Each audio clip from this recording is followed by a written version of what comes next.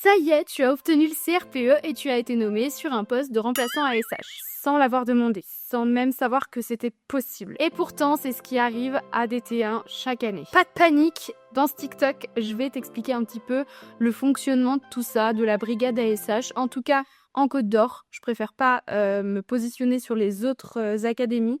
Je sais pas comment ça se passe là-bas. Rapproche-toi des conseillers pédagogiques ASH de ta circo dans tous les cas. En gros, la brigade ASH, c'est les remplaçants qui sont affectés uniquement à l'enseignement spécialisé. L'école de rattachement, qui est bien écrit normalement sur ton arrêté d'affectation, c'est un petit peu ton QG. Mais tu peux en réalité être envoyé dans toute la Côte d'Or. Et tu vas intervenir dans plein de structures différentes. Des ULIS, écoles, collèges, lycées, des SECPA, des ITEP, des IME, des unités externalisées, des CMP, des hôpitaux du jour. Donc oui, tu peux te retrouver à enseigner à des maternelles et aussi à des jeunes adultes. Du jour au lendemain, il faut être prêt à s'adapter tout le temps et apprendre à improviser. Mais je te le dis d'expérience, c'est l'une des expériences les plus enrichissantes que tu vas vivre en tant que jeune enseignant.